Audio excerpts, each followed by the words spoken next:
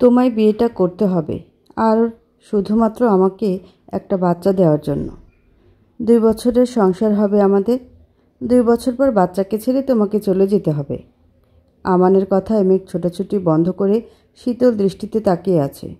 আমান গিয়ে মেঘের মুখের বাঁধনটা খুলে দেয়। কি মনে করে নিজেকে? খুব বড় মানুষ আপনি? যা বলবেন তাই শুনতে হবে আমায়? হ্যাঁ, শুনতে হবে, কারণ এখন আর তোমার কাছে কোনো উপায় নেই। আমানের কথায় মেঘ অবাক দৃষ্টিতে তাকায় আমানের দিকে। মিসেস আমান খান, আপনার পরিবার আমার কাছে বন্দী আছে। আপনার বাবার হার্ট অ্যাটাকের বিষয়টা তো আপনি জানেন। আপনার বাবার চিকিৎসা বন্ধ আছে। আপনার ছোট বোনটা আর আপনার মা আমাদের কাছে আটকা আছে। ওদের 3 জনের জীবন আপনার কাছে। আপনি রাজি হলে শুধুমাত্র তারা বেঁচে থাকতে পারবে, না হলে না। আমি আমার বাবাকে বাঁচিয়ে নেব, ছাড়ুন আমাকে। পারলে আমায় এই বন্দি দশা থেকে মুক্তি করে দেখান, তারপরে বলুন। ও Mrs Khan, okay, I will set you free, but only for 1 day. I promise you will come back to me exactly 1 day later. আমান বাঁকা হেসে কথাগুলো বলল। মেঘের আমানের বাঁকা হাসি বিন্দু মাত্র সহ্য হচ্ছে না। ইচ্ছে হচ্ছে এই মুহূর্তে এই মানুষটাকে মেরে ফেলতে। আমান মেঘের হাত খুলে দেয়। মেঘ ছাড়া পেয়ে এক দৌড়ে বেরিয়ে আসে সেখান থেকে। সাদা 3 পিস পরা, চুল এলোমেলো করা মেয়েটার ওড়নাটা পুরো সামনে দিয়ে বিছিয়ে গেছে। মেয়েটা দৌড়াচ্ছে, যার জন্য পেছনের কোনো কথাই তার কানে আসছে না। মাথার মধ্যে শুধু একটা চিন্তা, ব্যাংকে পৌঁছাতে হবে। বাবার জন্য মায়ের করা ডিপিএসটা ভেঙে বাবার চিকিৎসার টাকা জোগাড় করতে হবে। মেঘ দৌড়ে তাদের অ্যাকাউন্ট করা ব্যাংকে আসে। দৌড়ে আসতে প্রায় 1 ঘন্টা সময় লাগে। জায়গাটা নির্জন ছিল, তবে মেঘের চেনা ছিল, সেজন্যই সে দৌড়ে আসতে পেরেছে। ব্যাংকে এসে, excuse me. Yes ma'am, may I help you? আমার মায়ের নাম মাহিমা রহমান। ওনার নামে একটা ডিপিএস ছিল, যার অধিকারী হিসেবে আমার নাম ছিল। সেটা এই মুহূর্তে ভাঙতে হবে প্লিজ। ম্যাম, নামটা আবার বলুন। মাহিমা রহমান। সরি ম্যাম, ওনার এই টাকাগুলো আমরা গত 3 দিনের মধ্যে ওনাকে দিতে পারবো না। কেন? উপর থেকে অর্ডার আছে। এটা পারবো না আমি। কিন্তু আমার বাবার জীবন মরণ প্রশ্ন। হতে পারে, কিন্তু ম্যাম পারবো না। মেঘ অনেক চেষ্টা করেও কাজটা করতে না পেরে হসপিটালে চলে আসে। মেঘের বাবার অবস্থা ভীষণ খারাপ। ম্যাম, এই মুহূর্তে টাকা জমা না দিলে আপনার বাবাকে বাঁচানো সম্ভব না। মেঘ অসহায় হয়ে বসে পড়ে। একদিকে তার মা আর বোন আটক, অন্যদিকে তার বাবার চিকিৎসা আটকে আছে। কী করবে কিছুই বুঝতে পারছে না মেঘ। চারিদিকে ঘুরছে সব কিছু। হসপিটালের একটা বেঞ্চে বসে পড়ে মেঘ। মেঘের সামনে এখন মাত্র একটা রাস্তা খোলা। চোখের কোণে জমে থাকা বিন্দু পানিকণা মুছে মেঘ আমানের কাছে যাওয়ার জন্য পা বাড়াতে পায়ের ব্যথা নাড়া দিয়ে ওঠে। এত সময় 83 অনেকটা পথ হেঁটেছে, আর চলছে না পা দুটো। সাথে থাকা ব্যাগটাও পড়ে গেছিল রাস্তায়। মেঘ মাথা নিচু করে কাছে, হঠাৎ তার সামনে তার চোখের পানির উপর হাত রাখে এক ব্যক্তি। মেঘের চোখ থেকে নির্গত পানির ফোঁটা লোকটার হাতে গিয়ে পড়ে। মেঘ মাথা তুলে তাকায়। সামনে আর কেউ না, আমান দাঁড়িয়ে আছে। পেপার রেডি আছে, সাইন করে দাও। আগে আমার বাবাকে ফেলে না রেখে চিকিৎসার জন্য পাঠান। সাইন করলে তবে সব হবে। মেঘ চোখ বন্ধ করে সামনে থাকা পেপারটায় সাইন করে দেয়। অপারেশন থিয়েটারের আলোটাও জ্বলে ওঠে। আমান মেঘের হাত ধরে এক পাশে নিয়ে আসে। সেখানে উপস্থিত হয় মেঘের মা আর ছোট বোন। ওদের দেখে ওদের কাছে যেতে চায় মেঘ। আমান মেঘের হাতটা আটকে ধরে। চোখের পানি বাঁধ ভেঙে গড়িয়ে পড়তে থাকে। সরি মা।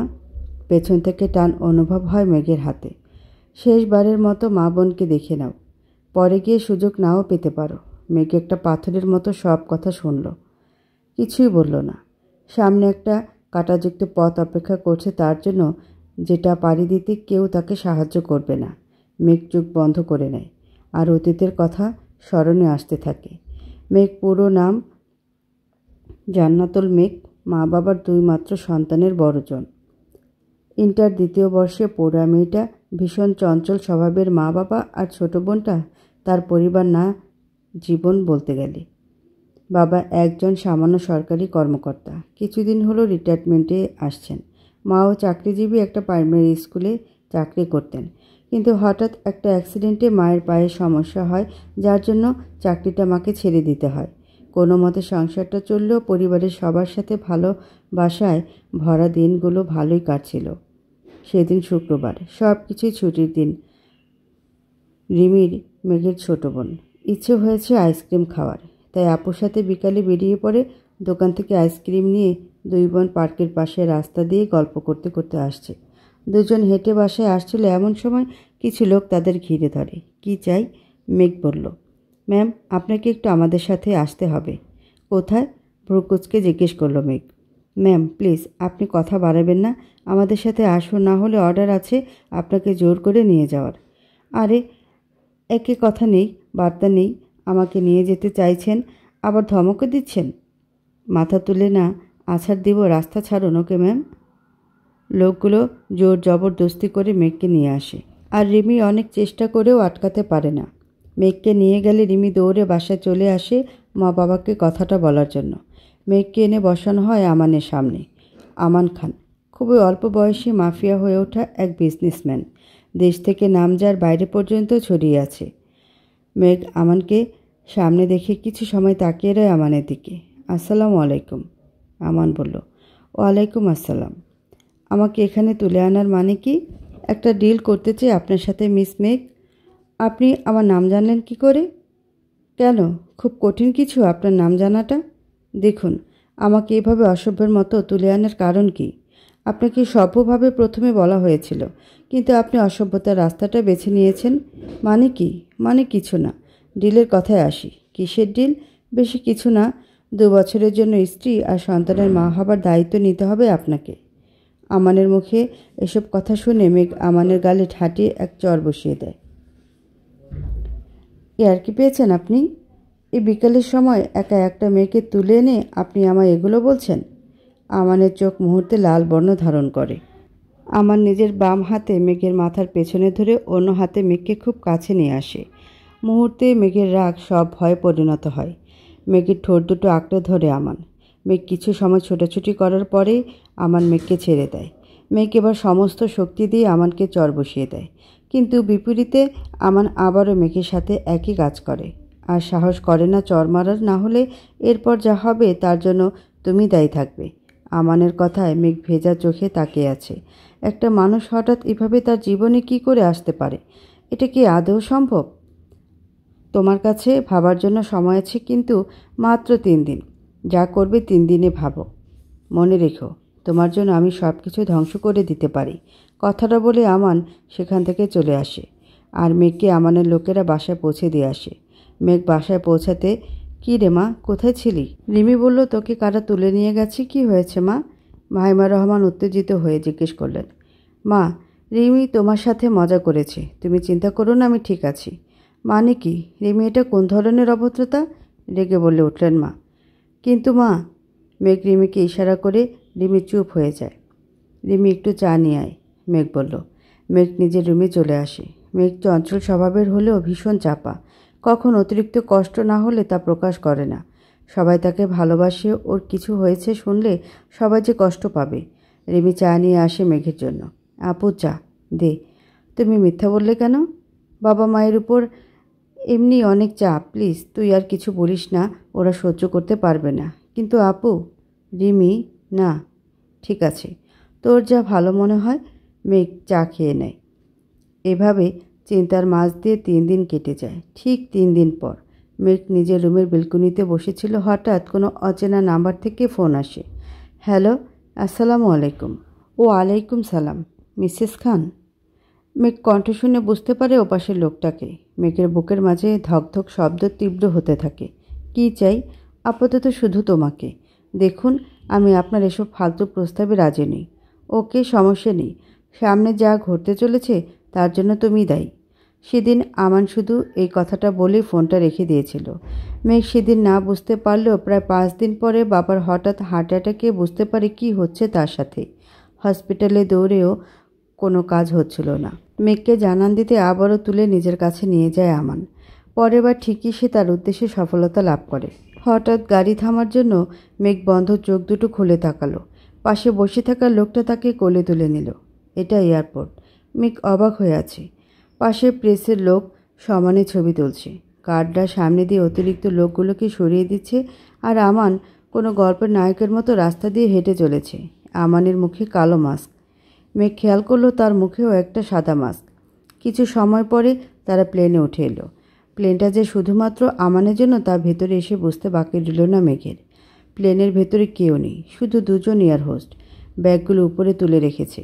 আমান মেঘকে একটা সিটে বসিয়ে দেয় আর মুখ থেকে মাস্কটাও খুলে দেয়। আমরা কোথায় যাচ্ছি? যাচ্ছি কোথাও, চিন্তা করো না, তোমার স্বামীর বাসায় যাচ্ছ তুমি। মেঘ অবাক হয়ে তাকিয়ে রয় ফর্সা বর্ণের এই ছেলেটার দিকে। চোখগুলো হালকা কটা, একটা সাদা শর্ট, হাতার গেঞ্জি, প্যান্টও ইন করা। মেঘের দিকে ঝুঁকে থাকায় চুলগুলো সামনে এসেছে। কে বলবে এত মায়াবী চেহারার লোকটার পেছনে আসল রহস্যটা কি? আমি যাব না কোথাও। আমায় প্লিজ আমার পরিবার থেকে আলাদা করবেন না। আমার মেঘের কথায় অট্ট হাসিতে মেতে ওঠে। ও মাই গড, তুমি কি বললা এগুলা? আমার 10 দিনের পরিশ্রম তুমি বুঝেছ? এত পরিশ্রম আমি কখনো করিনি, কারোর জন্য করিনি। আমান খান কখনো কিছু পরিশ্রম করে পায়নি, সৃষ্টিকর্তার দোহায় সে এমনই পেয়েছে। কিন্তু তোমার জবাব আমাকে পরিশ্রম করতে হয়েছে। আমানের কথাগুলো বলার সময় চোখে যে একরাশ ঘৃণা ছিল তা মেঘের চোখ এড়ালো না। কিন্তু কেন এই ঘৃণা? আর কে এই লোকটা? কোথায় যাচ্ছে সে?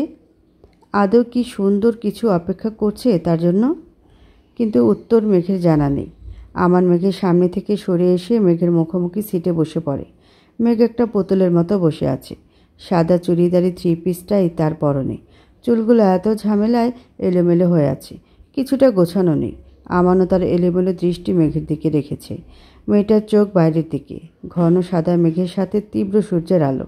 এই দৃশ্যটা যেন অজানা কোনো স্বর্গ। আম্মু, আব্বু, রিমি, আমায় কি খুঁজবে তোমরা, নাকি হারিয়ে গেছি বলে ছেড়ে দিবে? ভীষণ কান্না পাচ্ছে এই মুহূর্তে মেঘের। সত্যি ভীষণ কান্না পাচ্ছে। কখনো এমনটা কল্পনায়ও আসেনি মেঘের যে এটা হতে পারে। আম্মু, কই তুমি? রিমি বলল। কি হয়েছে? আম্মু, মেঘ আপুকে খুঁজে পাচ্ছি না কোথাও।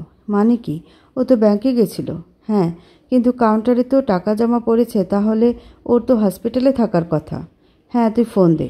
দিয়েছি, বন্ধ, পরে গিয়ে দেখি। ওর ফোনটা আর ব্যাগটা কেউ একজন নিয়ে এসেছে। প্রশ্ন করতে বলল। এটা পড়া ছিল রাস্তায়। উনি পেয়েছেন, কিন্তু উনি বুঝতে পারলো কি করে এটা মেঘের আর মেঘ তোর বোন? আমি অত জানি না। মা, তুমি আপুকে খোঁজো। খোঁজো মানে? মাহিমা বেগম উত্তেজিত হয়ে পড়ে। তোরা 2 বোন মিলে আমার সাথে মজা করিস না রিমি।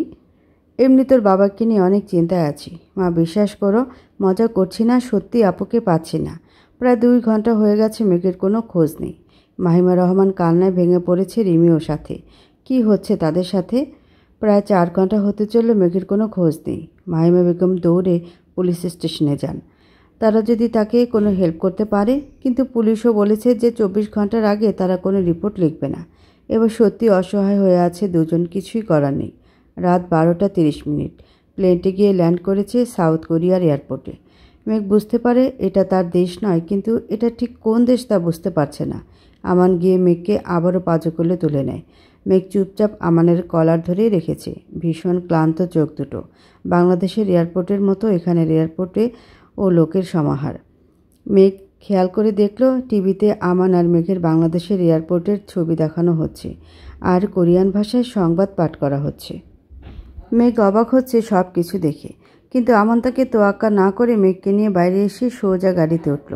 সে উঠতে রাস্তা ফাঁকা করে দেওয়া হলো আর গাড়ি চলতে লাগলো আপন গতিতে। চারিদিকে উঁচু উঁচু বিল্ডিং ছাড়া কিছুই দেখা সম্ভব না। বেশ কিছু সময় গাড়ি চলার পরে একটা বাড়ির সামনে এসে গাড়ি থামতে বিশাল এক গেট খুলে দেওয়া হয়। গাড়ি ভেতরে যায়। আমান নেমে মেঘকে নিয়ে বাসার ভেতরে ঢুকে যায়। Welcome to your new home Mrs Khan. কিন্তু মাত্র 2 বছরের জন্য। আমানের কথায় মেঘকে সব কিছু মনে করিয়ে দিচ্ছে পূর্বের কি হয়েছে। মেঘ চোখ দুটো বন্ধ করে নেয়। একটাই প্রশ্ন করে, কেন করছেন এমন? আমি কি দোষ করেছি একটু বলুন। সময়ের সাথে সাথে দোষ খুঁজে পাবে। আর আগে বলি, এটা সাউথ কোরিয়া, আমার দেশ এটা। এতটা সময় তোমার দেশে ছিলাম, তাই হয়তো তোমার কোনো ক্ষমতা থাকলেও থাকতে পারতো, কিন্তু এখন এখানে শুধুমাত্র আমার রাজত্ব, কারণ এটা আমার দেশ। এই বাড়িটা দেখছো, প্রতিটা ইটও আমার খবর দিবে যদি তুমি পালাতে চাও। জাস্ট চেষ্টা করবে না পালানোর। তুমি এখান থেকে একা বাংলাদেশে ফিরতেও পারবে না, তোমার পাসপোর্ট ভিসা সব আমার কাছে। এই বাড়ির বাউন্ডারি থেকে তুমি বার হতে পারবে না, কখনো না। তাই চেষ্টাও করবে না আশা করি। আমার মেয়েকে একটা বিশাল রুমে বসিয়ে কথাগুলো বলল, তারপর বেরিয়ে গেল, বাইরে থেকে দরজা লক করে দিয়ে। মেঘের বুঝতে বাকি নেই যে লোকটা বাংলাদেশি না। মনের মাঝে হাজার রকমের প্রশ্ন নাড়া দিচ্ছে, কিন্তু হাজার রকম ক্লান্তি তো ভেতরে ভর করেছে। বিছানার এক কোণে গুটি মেরে বাচ্চাদের মতো শুয়ে পড়ল মেঘ। প্রায় 2 দিন চলল প্রচণ্ড চিন্তা, না খাওয়া, নির্ঘুম। বিনা গোসল তাকে গ্রাস করেছে ভীষণভাবে। বিন্দু মাত্র শক্তি নেই অন্য কিছু করার। কারোর সাথে কথা বলার ইচ্ছে নেই এখন। কিছু সময় পর কিছু কাপড় হাতে আমান মেঘের রুমে আসে। বাচ্চাদের মতো একপাশে নিজেকে গুটিয়ে শুয়ে আছে। ক্লান্তি তার মুখে স্পষ্ট বোঝা যাচ্ছে। আমান মেয়েদের দিয়ে মেঘের ঘরটা গুছিয়ে দেয়। আর একটা ফ্রক আর জিন্স খাটের পাশে রেখে একটা চিরকুট দিয়ে চলে যায়। সকাল গড়িয়ে বিকাল। ঘুম ঘুম চোখ দুটো মেঘের খুলেছে। না খেয়ে আর থাকা সম্ভব না তার পক্ষে। পেটের মধ্যে মনে হচ্ছে সবই ফাঁকা, কিছুই নেই। পাশে থাকা বোতল থেকে পানি খেয়ে নেয় মেঘ। বিছানা থেকে উঠে পাশে একটা কাপড় দেখতে পায়, সাথে একটা চিরকুট। মেঘ চিরকুটটা হাতে নেয়। মিসেস খান গোসল করে নিন, কাপড়টা পরে নিচে আসুন, অপেক্ষা করছি। আমান। মেঘের কথা বাড়ানোর কোনো ইচ্ছে নেই। এমনিতেও গোসল তাকে করতে হবে। কাপড় নিয়ে সোজা ওয়াশরুমে চলে যায়। ফ্রেশ হয়ে বের হয়। রুমে এসে দেখতে পায় অনেক রকম খাবার রাখা হচ্ছে তার সোফার সামনে টেবিলে। আমান পায়ে পা তুলে বসে আছে। খেয়ে নাও। আর বলো না যে খাবো না। আমি এক কথা 2 বার বলবো না। মেঘ চুপচাপ খেয়ে নেয়। আমান কিছুটা অবাক হয়। মেয়েটা তেরা আশা ছিল না এত সহজে মেনে নেবে। মেঘের খাওয়া দেখে আমান বুঝতে পারল ওর প্রচুর ক্ষুধা পেয়েছিল। মনে মনে খুব খারাপ লাগে, তার উচিত হয়নি এভাবে মেয়েটাকে কষ্ট দেওয়া। সাউথ কোরিয়ার একজন অতি প্রভাবশালী সফল বিজনেসম্যান আমান খান। বিখ্যাত এই বিজনেসম্যানের বাবা সাউথ কোরিয়ান হলেও মা ছিলেন বাংলাদেশি। তরুণ প্রজন্মের মেয়েগুলোর কাছে সে একজন আইডল। এমন কোনো তরুণী নেই যে তাকে চিনবে না। কিন্তু সাম্প্রতিক তিনি বাংলাদেশি কোনো এক নারীর সাথে বিবাহ বন্ধনে আবদ্ধ হয়েছেন বলে জানা গেছে, যার জন্য চারিদিকে শোরগোল। গতকাল বাংলাদেশ টু সাউথ কোরিয়ান সফরে তার সাথে ছিল একটি মেয়ে, যাকে সে তার স্ত্রীর রূপে উপস্থাপন করেছে। টিভিতে সংবাদে মেঘের ছবি দেখিয়ে মাহিমা রহমান আর রিমি অবাক হয়ে তাকিয়ে আছে। কি দিয়ে কি হলো? মা, এগুলো কি হচ্ছে? আমি কিছু জানি না। ই আল্লাহ, এগুলো সত্যি অবিশ্বাস্যকর। আমার মেয়ে? মাহিমা রহমান কান্নায় ভেঙে পড়ে। সত্যি কিছু বোঝার ক্ষমতা নেই কারোর। হুট করে কি হচ্ছে? সূর্য অস্ত যাচ্ছে। পকেটে হাত রেখে সূর্যের শেষ কিরণটা দেখছে। কাঁচা জানালা ভেদ করে আলো ভেতরে আসছে। এই শহরটা ভীষণ বড়। চারিদিকে বড় বড় কাচের তৈরি ইমারত। কেউ শখের বশে গাছ লাগালে তাই শুধু দেখা যায়। বাংলাদেশ থেকে একদম আলাদা। নিজের 24 বছর বয়সে এই প্রথম বাংলাদেশ ভ্রমণ ছিল আমানের। তার মায়ের দেশটা যে ঠিক এমন হবে তা ভাবেনি সে। খুব ইচ্ছে ছিল মায়ের বাড়িতে যাওয়া, কিন্তু তা আর সম্ভব হলো না। তার আগেই অন্য এক নতুন সত্যের মুখোমুখি হয়েছে সে। আমানের ফোনটা হঠাৎ বেজে ওঠে। পকেট থেকে ফোনটা বের করে নাম্বারটা দেখে একটা বাঁকা হাসি দেয়। আমান যেন এত সময় এই ফোনটারই অপেক্ষায় ছিল সে। এত সময় পরে ফোনটা আমার কাছে এলো। ভেবেছিলাম এয়ারপোর্টে ঢোকার কিছু সময় পরেই আমি ফোনটা পাবো। ওপাশের কথা শুনে আমান আবারও অট্ট হাসিতে মেতে ওঠে। ওয়াও ওয়াও, মিসেস চৌধুরী, এত কেন তেজ আপনার বলুন তো? মেয়েকে কিন্তু আমি আমার স্ত্রী করে নিয়েছি। বিয়ে একদিক দিয়ে হয়ে গেছে, শুধু ঘটা করে আমার দেশে করা বাকি। তাই তো বেশি উত্তেজিত হবেন না। আমার দেশে আপনি কিছুই করতে পারবেন না, সো চেষ্টাও করবেন না। আর একটা কথা, আমার স্ত্রী থেকে যত দূরে থাকবেন এটা আপনার জন্যই ভালো হবে। কথাটা বলে আমান ফোন কেটে দেয় আর সোজা মেঘের রুমে চলে আসে। মেয়েটা বসে বসে কাঁদছে, নামাজের পাটিতে বসে কাঁদছে। 2 হাত তুলেছে সৃষ্টিকর্তার কাছে। মেঘের কান্না কেন জানি না আমানের সহ্য হচ্ছে না। কষ্ট হচ্ছে মেয়েটার কান্না দেখে। বুকের ভিতর ভেঙে আসছে, কিন্তু কিছু একটা মনে হতে নিজেকে সামলে নেয় আমান। মেঘ হাত নামিয়ে আমিন বলে জায়নামাজ উঠিয়ে রাখে। পেছনে ফিরে আমানকে দেখে কিছুটা চমকে ওঠে। কি হলো, ভয় পেলে কি? মেঘ নিশ্চুপ। কাল সকালে আমাদের বিয়ে, মানে হলো ঘটা করে বিয়ে যাকে বলে। প্রেস থাকবে, পৃথিবী জানবে তুমি আমার স্ত্রী। সো নিজেকে সামলে নাও। আমার সামলানো না সামলানোতে আপনার কি আসে যায়? আমি তো আপনারই পুতুল, মনে করবেন আপনি যেভাবে চালাবেন সেভাবেই চলবে। মেঘের কথার মানে আমান বুঝতে পারে। এক পা করে মেঘের দিকে এগোতে থাকে। মেঘ চোখ শক্ত করে আমানের দিকে তাকিয়ে রয়।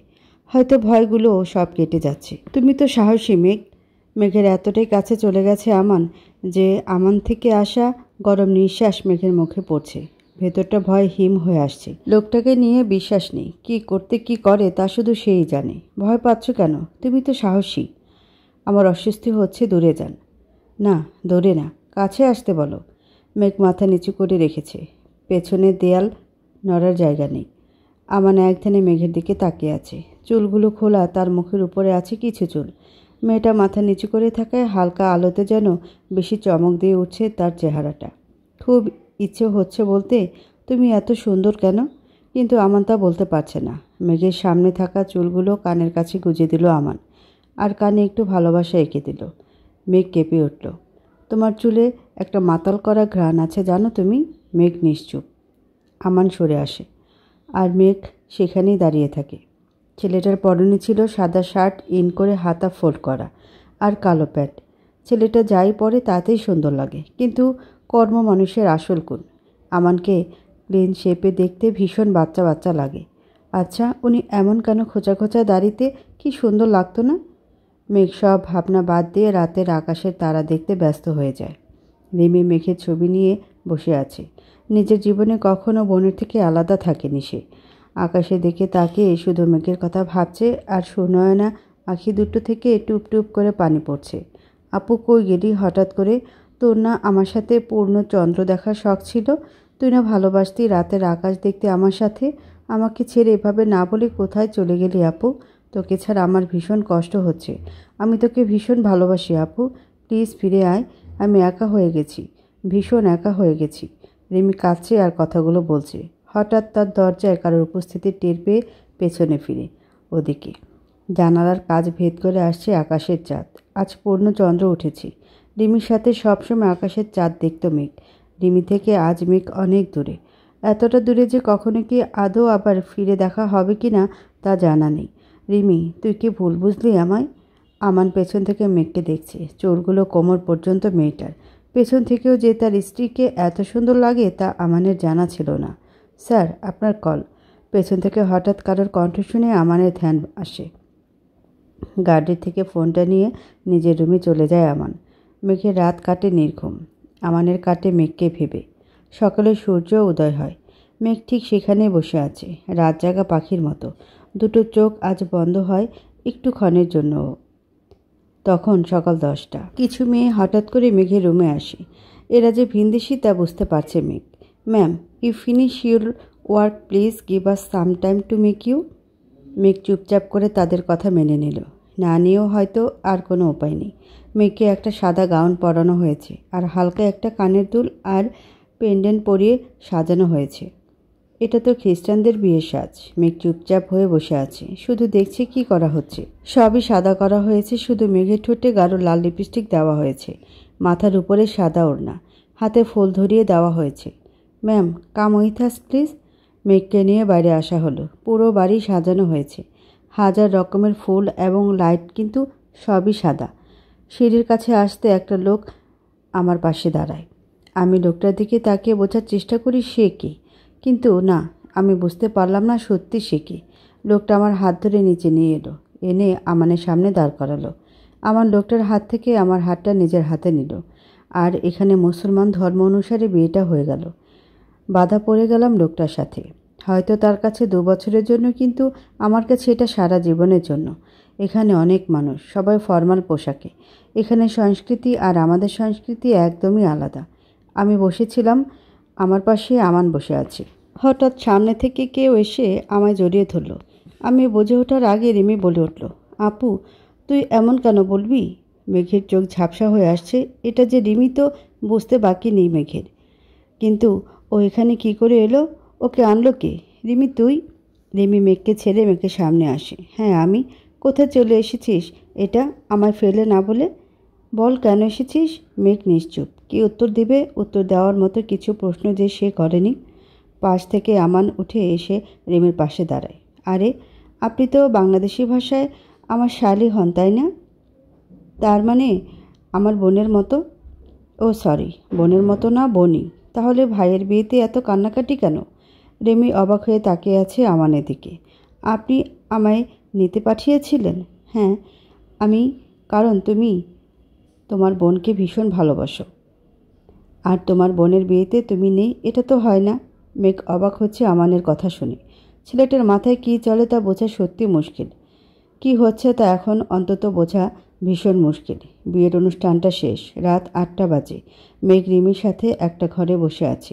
রিমি শুধু কান্না করছে, মেঘ সান্ত্বনা দিচ্ছে। আমি কাল চলে যাব আপু। কেন? আমার পরীক্ষা। ও, আমি কি বলবো রিমু সোনা আমার, প্লিজ তুই আর কাঁদিস না। তুই সুখে থাকবি, এটাই অনেক বড় আমার কাছে, আর কিছুই উত্তর চাই না আমি। সুখে কি আর থাকা হলো রে বোন, তুই যদি জানতি, মনে মনে বলল মেঘ। রিমি বেরিয়ে যায়। রিমিকে রেস্ট নিতে দেওয়া হয়। কাল যখন রিমি কথা বলছিল তখন আমানের লোক যায় তাদের বাসায় রিমিকে বিয়েতে উপস্থিত করার জন্য। মেঘ বুঝতে পারেনি কি হচ্ছে। যদি আমান খারাপ হয় তবে রিমিকে কেন আনলো? কি হচ্ছে এগুলো? সবই যেন একটা কল্পনা। রাত 11টা। আমানের বাসার চারিদিকে সব উঁচু উঁচু ইমারত। চারিদিকে লাইটে চকমক করতে থাকে এই দেশটা সব সময়। আমানের বাড়িটার পাশে কাচের তৈরি। ভেতর থেকে সব দেখা গেলেও বাইরে থেকে কিছু দেখা যায় না। আমানের ঘর থেকে সামনের দিকে ভীষণ সুন্দর দেখায় সব। আমান এখনও রুমে আসেনি। মেঘ তার বড় গাউনটা খুলে একটা নর্মাল ড্রেস পরেছে।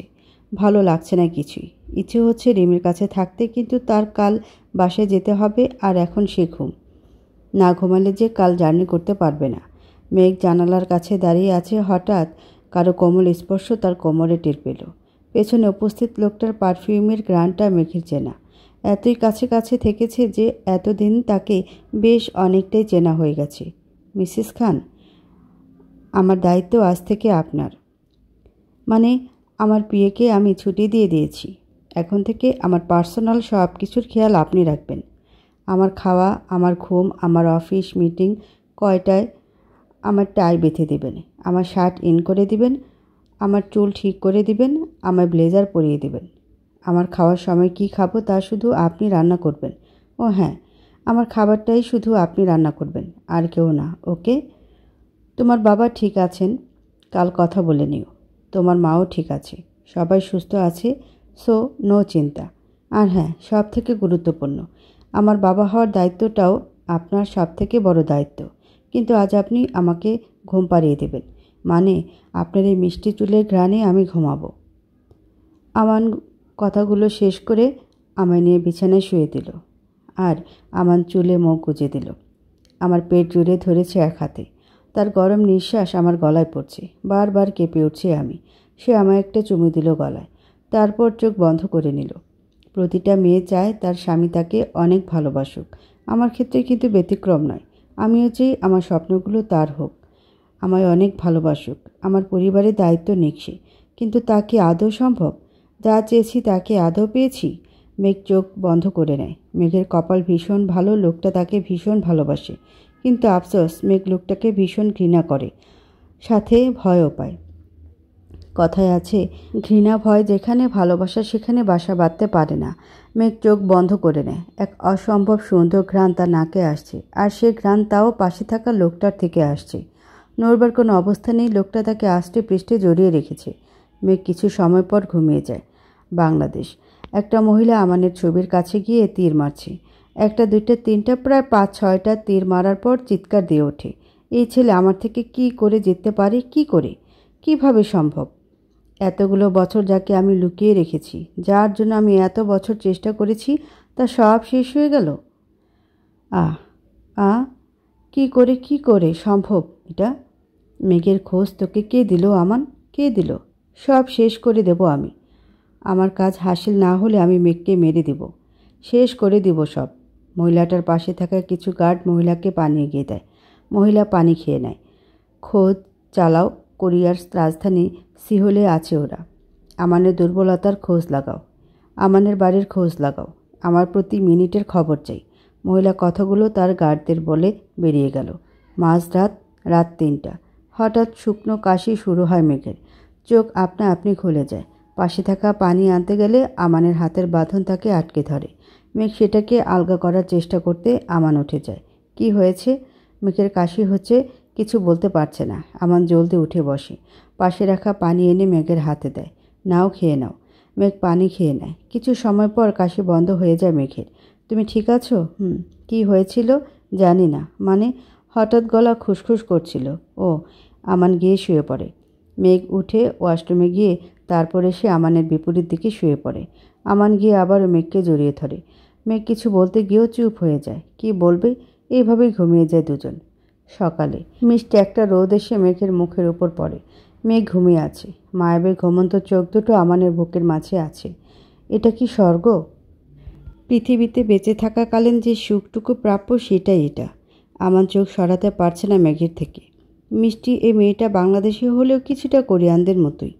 হ্যাঁ, আলাদা একটা মায়া আছে এই চেহারার মধ্যে, যা আমাদের ভীষণ কাছের। সে মায়ার সাগরে ডুবে মরতে রাজি 1000 বার, লক্ষবার। এমনকি সারা জীবন এই মেয়েটার নিষ্পাপ মুখটা দেখে কাটিয়ে দিতে রাজি। আমানের দৃষ্টি মেঘের দিকে স্থির, কিন্তু হঠাৎ ফোন বেজে ওঠায় আমানের ধ্যান কাটে। মেঘকে আস্তে শুয়ে দিয়ে ফোন হাতে ওয়াশরুমে চলে যায়। আমান যেতে মেঘের ঘুম ভেঙে যায়। পাশে আমানকে না দেখে উঠে বসে। আজ রিমির যাবার কথা ছিল, তাই মেঘ উঠে রিমির ঘরে চলে যায়। রিমি এখনও ঘুম। মেঘ রিমির ঘরের ওয়াশরুমটা ব্যবহার করে ফ্রেশ হবার জন্য, তারপর চুল ঠিক করে নিচে গিয়ে চা বানিয়ে নিয়ে আসে। রিমি আর মেঘের খুব পছন্দ একসাথে বসে চা খাওয়া। মেঘ চাটা খুব সুন্দর বানাতে পারে। শুধু মেঘ না, রিমিও। মেঘ চা বানিয়ে নিয়ে রিমির ঘরে আসে। রিমি পড়ি, আমার গুলুমুলু। ও রিমি। সকাল সকাল পুরনো দিনের মতো মেঘের কণ্ঠ পেয়ে রিমি বলল, আরেকটু ঘুমাই না প্লিজ। তোমার ফ্লাইটের কি হবে? সেটা তো উড়ে যাবে তোমায় না নিয়ে বনু। আপু কি? আরেকটু না, ওঠো। কেন? চা নিয়ে আসছি, আর কথা বলে দুইটাই খেয়ে নেব আমি। মেঘের মুখে চায়ের কথা শুনে রিমি উঠে পড়ে। চা? চা? তোর বিয়ে হয়ে গেছে? তুই পর হয়ে গেছিস? কাদো সুরে বলল। ওরে আমার নাটকে উঠবি নাকি মার খাবি? মার খাবো না, চা খাবো। রিমি মেঘের থেকে চা নিয়ে খেতে শুরু করে। আপু তুই চল, তোরে নিয়ে যাই। চল। সত্যি? সত্যি। না, তুই চলে গেলে ভাইয়া তো একা হয়ে যাবে। মেঘ জানে রিমি এমনি একটু পাগলামি করে, আসলে ও তো কখনো মেঘকে ছাড়া থাকেনি, তাই ও এমন সব অদ্ভুত কথা বলবে। আরও কি যে করবে তা শুধু মেঘই জানে। কি? রিমি বলল। তুই তো বললি। মেঘ বলল, তুই তো ভীষণ খারাপ। আমি কি করলাম? তুই যাবি না আমার সাথে? আমি বুঝি। আরে পাগল হয়, আমি পাগল রিমি। মেঘ বলল, চল উঠে শাওয়ার নিবি। নিব। শেষ করে চাটা। রিমি আর মেঘ চা শেষ করে রিমি ওয়াশরুমে চলে যায়, আর মেঘ বাইরে চলে আসে। মেঘ সোজা নিজের রুমে চলে আসে। আমান একটা হালকা আকাশি রঙের শার্ট ইন করে পরে আয়নার সামনে দাঁড়িয়ে চুল ঠিক করছে। পাশে কিছু মেয়ে দাঁড়িয়ে। একটা আলনাতে অনেকগুলো কোট রাখা। আমান আয়নার ভেতরে মেঘকে দেখে মেঘের কোমর জড়িয়ে তাকে নিজের কাছে নিয়ে আসে। কোথায় ছিলে মিসেস খান? আরে এত মানুষের সামনে এগুলো কি ব্যবহার? কই কি ব্যবহার? আমি আমার বউকে কাছে টেনেছি, ওদের ভেতরে কাউকে না। আরে আরে ছাড়ুন না, আজব। টাই বেঁধে দাও। মেঘ পেছনে ফিরে আমানকে টাই বেঁধে দেয়। এবার দেখো এর ভেতর কোন কোটটা তোমার পছন্দ, সেটা আমাকে পরিয়ে দাও।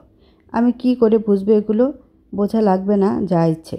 মেঘ গিয়ে একটা কালো কোট নিয়ে পরিয়ে দিল আমানকে, আর মেয়ে দুটো আলনাটা নিয়ে বেরিয়ে গেল। তুমি না থাকলে এগুলো ওরাই করতো। মানে কি, আপনার সব কাজ কি এই মেয়েরা করে নাকি? হ্যাঁ। মেঘ চোখ বড় বড় করে তাকিয়ে আছে আমানের দিকে। আমান মেঘের রিয়াকশন দেখে হেসে দেয়। ও Mrs Khan, you feel jealous? No. মেঘ সরে আসে। চলো নিচে চলো। মেঘ আমানকে নিয়ে নিচে চলে আসে। রিমি রেডি হয়ে নিচে নামে। যাবার সময় হয়ে গেছে। তোমার সাথে তো সবসময় এই লোকটা থাকবে। তোমায় প্লেনে উঠিয়ে দিয়ে তারপরে সে আসবে।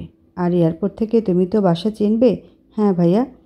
মন খারাপ করো না রিমি, তোমার জন্য পার্মানেন্ট কোরিয়ার ব্যবস্থা করছি আমি। শুধু পরীক্ষাটা ভালো করে দাও। যেখানে আমি এখানে মাত্র 2 বছর, সেখানে এই লোক আমার বোনকে কেন পার্মানেন্টের ব্যবস্থা করতে চাইছে? মেঘ মনে মনে বলল। হ্যাঁ ভাইয়া।